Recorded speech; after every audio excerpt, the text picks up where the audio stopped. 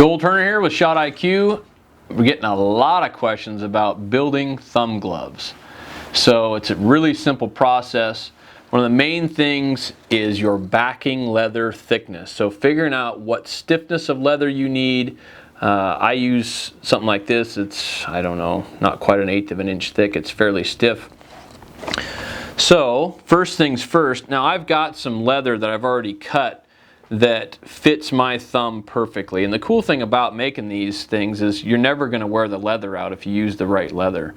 So I'm using Horween's Cordovan, which I'll show you in just a second, that I get at RMS Gear.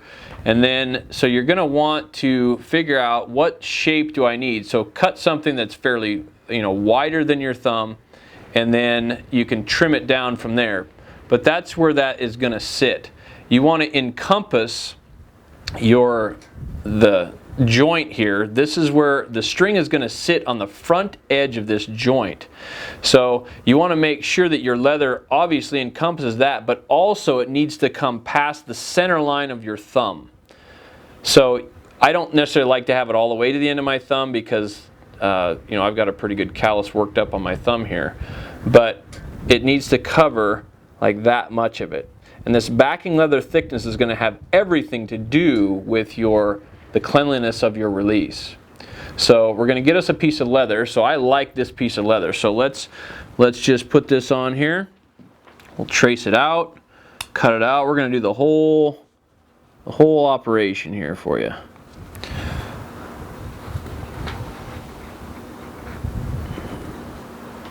And how I found this particular shape was simply trial and error, folks. So you're going to have to be a little intuitive on what we're going to do with that. Okay?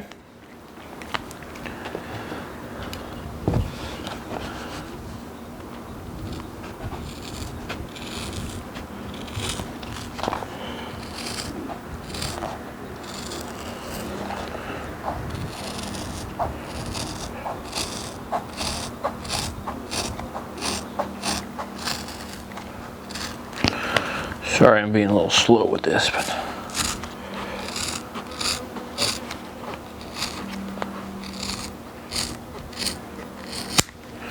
okay, so I've got that piece. Now, we're going to punch a couple of holes in this piece. So again, get it fitted to where you want it. And if you look at this, you don't want this edge over your thumb. You want this edge to be right aligned with the top of your thumb. It's okay if it sticks out the bottom of your thumb. It's just going to be some extra protection. But you don't want this edge to be sticking up over your thumb. So let's get that right down on the edge there. And so if I have that right there, I'm just going to punch a couple of holes in this. Now, where do you want your holes? This doesn't go all the way to the base of your thumb, because if it goes to the base, it affects how your thumb bends.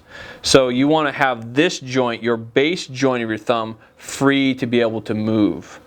So we're going to make sure that this is placed on the top edge and also past the center point of my thumb. And now you can mark this thing. I've already got this other piece marked. You could have somebody just simply, put a couple of Sharpie marks in there. I've got this piece, it's already set. So I'm going to just lay that over there, match those edges up, and I'm just going to put a dot on there. So again, this is our backing leather right here. So now I've got my dots. Where I'm going to put my holes, you can simply take your leather punch, put it over the hole. There's one. And on the distance of these, this is the screw system that I use. It's just a simple screw and Chicago nut, but you'll see that it's a fairly big head on there. So you want to make sure that your distance is wide enough that the heads of the screw don't touch. Okay, so that's how wide your holes are going to be. Once you have these initial holes in there, then we're going to take our Horween's Cordovan, and I've got a piece that I've already made here that that I like. I've shot this piece of cordovan for years. I like this shape. It's the right length and everything. It's already got the holes in it, but if I put this on here, you'll see my holes match up, but it's not quite as long as this backing leather, and that's just fine, because if you have extra, it's just going to be extra flapping around on there. So this is the shape that I like, so I'm going to make a shape exactly like this out of my piece of cordovan here. So again, just like our last thing, we're going to trace this out.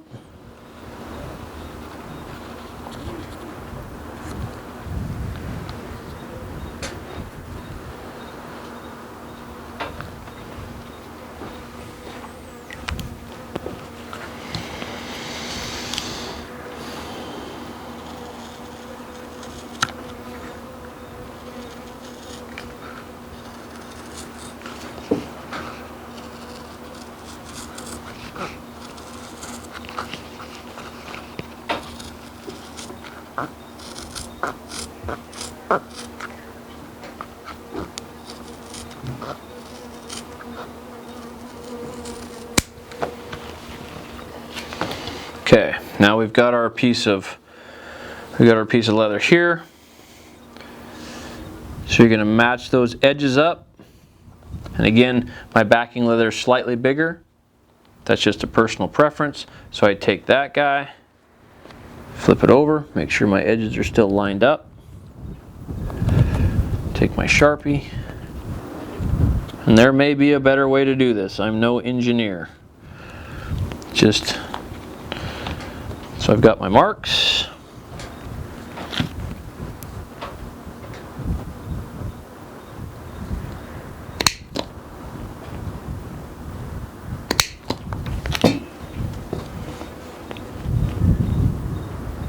Got a good matchup on there. So now I take my glove, and the glove that I use is a Mechanics Original with the 4X material. And the reason that I use the 4X material is because it is slick on itself and it lasts a long time. If you go with regular leather, you get a lot of wear on this, and regular leather, because these two surfaces are what are going to come together right here. And if it's leather on leather, it's not that slick. So when it gets wet, it gets a lot more sticky, and of course I live in a swamp, so it's kind of tough when you're using regular leather. So I like the Mechanics glove. It fits nice, but the 4X material is very slick on itself, even when it's wet. So I'm going to take this now, I'm going to put this glove on, and I use, I've got fairly big paws, but I still use a medium glove for my shooting glove, because I don't want there to be any extra flap in here, because this is the surface that's going to be popping off. So I want this to be fairly tight on my hand. Like, I can't even extend my hand fully with this, but I can obviously, you know, get a good release with it. So the 4X Original is the one that I use. So we're going to put this on here.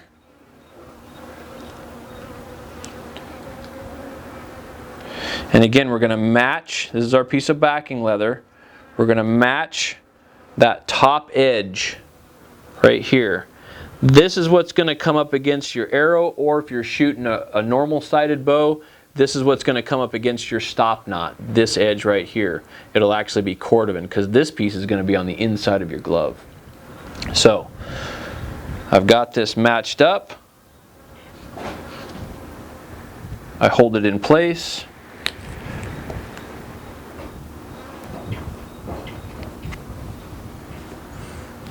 Now I've got my hole pattern on my glove where that's going to be. Okay?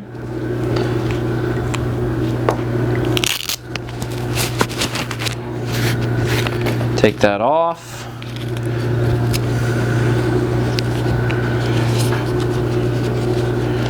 Run that up on your punch.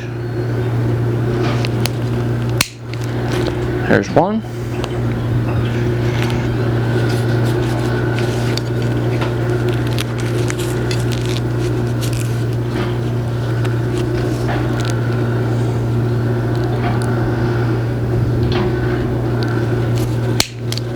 There's two.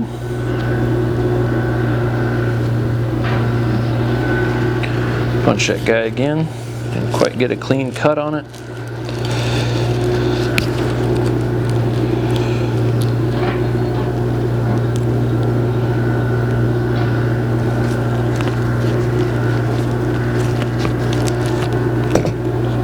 There you go.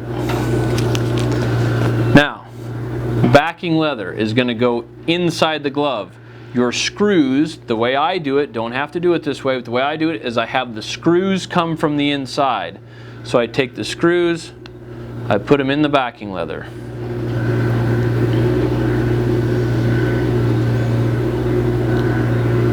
Like so.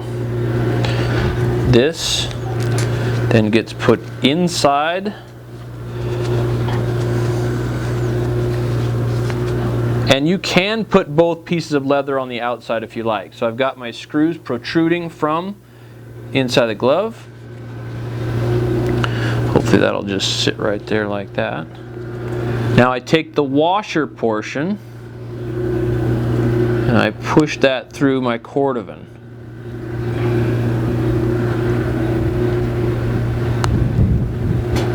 Like so. And these washers have threaded inserts in them, so you can get these at Tandy Leather. It's just a simple, washer system that lays flat. It's got a threaded collar on it. So now those lay on those screws. You come from inside the glove.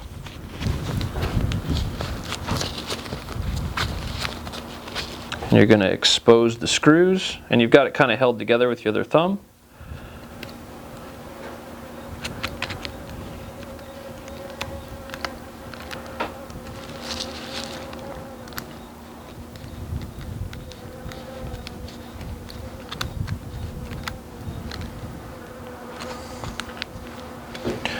Screw those together, and now you've got your thumb glove.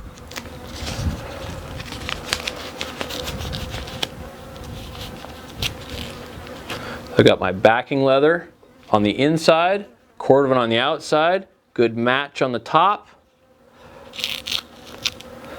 We've got the right distance, the right bend. If you have too thin of backing leather, your thumb will bend too much.